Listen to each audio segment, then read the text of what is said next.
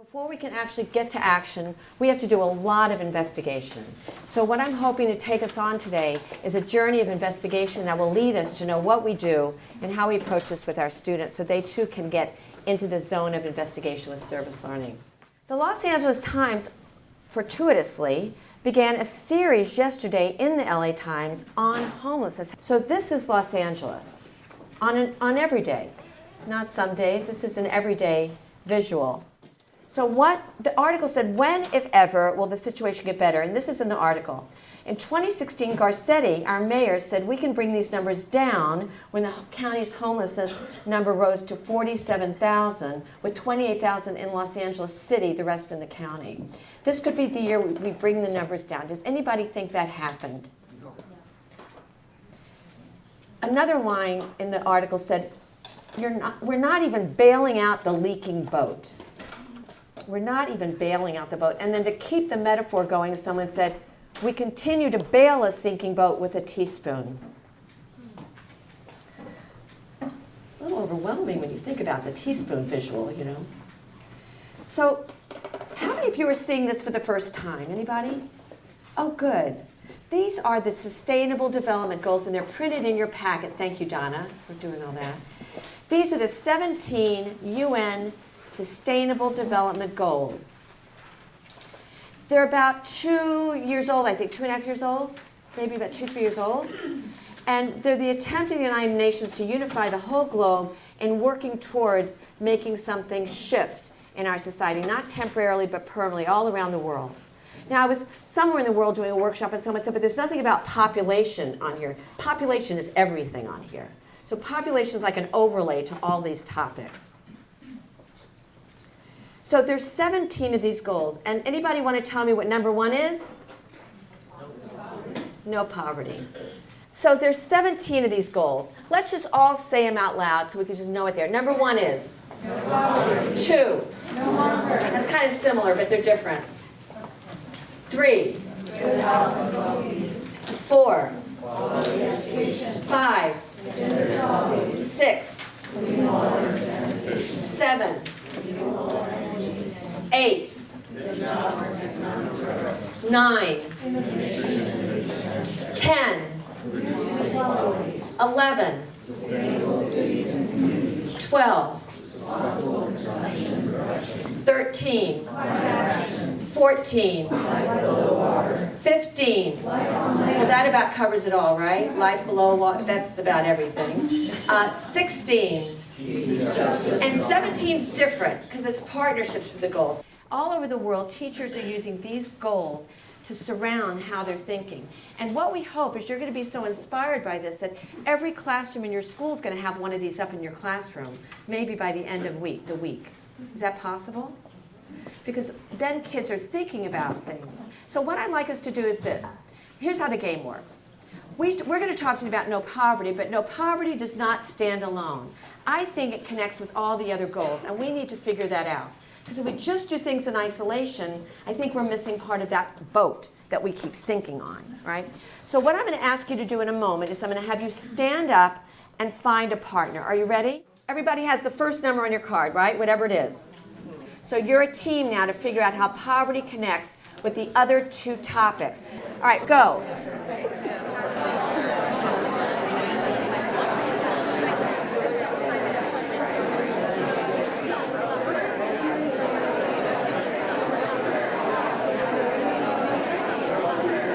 All right, thank your partner and head back to your seat. Thank you. Say thanks and let's go back to your seat.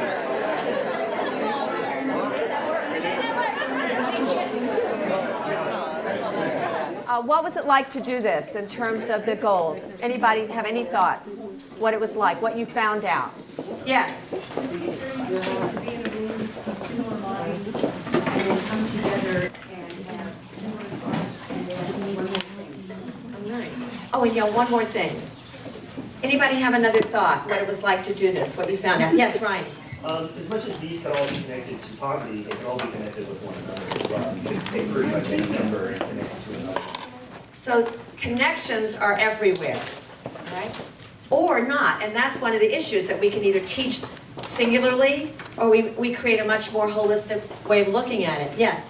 I was just going to say, I found that it was impossible not to make the connections, that they exist sort of intrinsically between all of these things.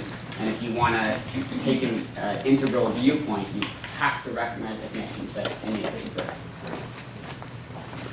Hi. Anyone have another thought? I've been very fortunate to work with Philippe Cousteau, Jacques Cousteau's grandson, and I wrote 2 books with him on the environment. But one of the first times I met him, I needed to interview him for an article, and I kept wanting to talk about water, and he kept wanting to talk about literacy. It was very frustrating. And finally, after about 20 minutes of this, I said, Philippe, I ask you about water, and you talk about literacy. He said, yeah, my grandfather used to do that same thing to me. And then he told me that the reason his grandfather, finally one day he got frustrated with his grandfather, and he asked him, why do you talk about literacy when I want to talk about water and the environment? He said, because unless women know how to read and can read the bottle instructions on how to give the medicine to their kids, they're not going to care about the environment. And we can't separate these topics. That we have to look at them together. And that became just emblazoned in my brain, like emblazoned, that story. I never know when it's going to pop up, but something you said made it pop. So do you see how valuable having these up in a classroom could be? You know, I've been in schools, literally, where kids come up to me and say, we're working on number 14. Because I could have asked you to think, what are you teaching this week in school, and said, which goal does it have to do with, and it's going to connect with one or more. It just is. So it's just a great way to keep conversation alive about the world. So I thought before we get into some of the nitty-gritty, we always like to, well, what do you do about this? So I just want to tell you a few examples of what kids have done related to this intersection of ideas, all right? Years ago, and this was a while ago, I was writing a newspaper. It was the first publication on service learning. It was like a newsletter. We mailed it. So that's how long ago it was, right? It's in the 80s. It's called School Youth Service Network. And one of the stories I found was in North Adams, Massachusetts. And if I hadn't seen the photograph, I might not have believed it. But there were kindergarten kids from North Adams in Massachusetts sitting with a city council member. They had learned that there were some children in their part of Massachusetts who do not have a clean, safe bed to sleep in at night. And they were upset for them. They knew that they were safe. It wasn't like a fear factor that had gone. How do you think they felt when they heard that?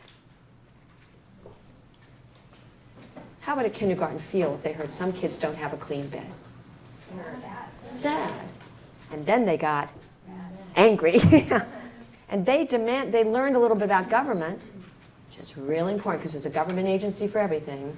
And they demanded that their city council person meet with them and have a conversation about it, to see what he was going to do to make sure all the kids had a bed. That story just sticks with me. It's something that kids can do. My own daughter did something when she was in high school. She loved books and she loved reading, and one time she realized that there were a lot of kids who don't have books in their home. She said, Mom, how can they do well in school? How can they learn to read if they don't have any books in home? So she started a little idea that got partnered with the National Council for Jewish Women in Los Angeles. It's called A Book in Hand. That wasn't the logo, but it was something like that. And she ended up using schools to help collect books that ended up getting in the hands and homes of kids who didn't have any in their homes. So what 2 concepts does that connect with on this page? Poverty and quality education. City of West Hollywood wanted me to help create this whole food program for filling the food bank. And I said, no, there are kids who can do it. So I partnered with a high school that was mainly an alternative high school, a lot of kids who would otherwise dropped out. And you know the populations who are often in these kind of schools, kids who don't fit in. At that time, there were a lot of gang members, a lot of kids who just aren't, the square pegs in the round hole type of kids. And so I went in and of the 100 kids, I said, who wants to get involved? And 39 kids did. No one had asked them to get involved. They went to the food bank and they viewed it and they reviewed it and they interviewed people and they came back and they said, we don't need the food drive in the fall, we need it in the spring. The adults hadn't figured that out, right? So they started a campaign. This was a long time ago. It still goes on every spring in the city of West Hollywood. If If you drive through in the spring, you're going to see banners that say, they named it Gotta Feed 'Em All. And they created banners and logos. They worked with PR people. And they ran this program that is still going on today in the spring in West Hollywood to fill the food banks. Good stories? All right, is everybody good with this so far? All right, you got to keep me going because I lost sleep over this workshop.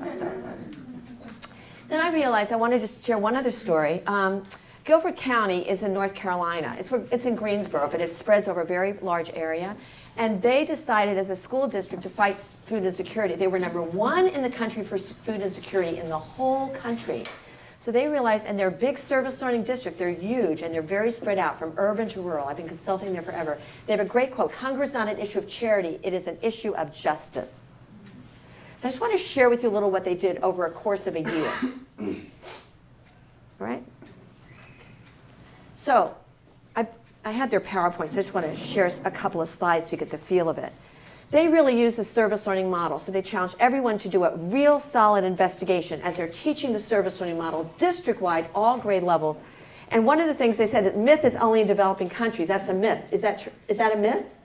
Right. So they said there are 46.7 million Americans are food insecure. And that's the term the U.S. government uses to anoint poverty, is food insecurity. If you don't know the term, who's got an idea of what that means? Food insecurity would look like what? Yeah. You don't know where your next meal is coming from. You don't know where your next meal is going to come from. That's all it is, real clear. Food insecurity. Kids can understand that, right? Also, I want to make sure I said it before. This is not, using this topic is never to scare kids about their own security. So we just want to make sure that's real clear. So Greensboro was #1 in the nation for food insecurity. #1 in the whole country, right? So they looked at the problem of class. Wealthy neighborhoods have 3 times more supermarkets than poor neighborhoods. Race, white neighborhoods have 4 times more supermarkets than black neighborhoods. But this was one, I knew about at least these two, but I hadn't thought of it this way. 2.3 million people live more than 1 mile away from a supermarket and don't own a car. And you may not have a bus line. We don't deal with this, right? How many Whole Foods are near your house, right? And farmers markets. But this is the reality. And I had a friend living in near Watts, and I remember taking her to the market because she didn't have a car, and the milk was 4 times what it was in my market. Why? Because they can, right? So lots of issues. So the kids are learning about this appropriately at their grade level. For preparation, this is an example of one curriculum piece they did on equity literacy. They wanted students to understand what equity means. So when you think of how do you bring this into your curriculum, we look at what is equity and what does that have to do with all these different issues. I'm not going to go through all these. For action, they did so many things. They added 3 new school food pantries in the schools in the district that kids decided where they were and built them and created them and stocked them and staffed them. They did so many different kinds of actions, and then they did a whole demonstration on Martin Luther King Day in a public space, a mall, where they had thousands of people with the publicity come out and see what the kids had done. And that school district, that town moved from #1 in food insecurity to at least #9. Is that a difference? They shifted it at least, and they're not done yet. But schools and districts and people are really working on this. We're not the only ones.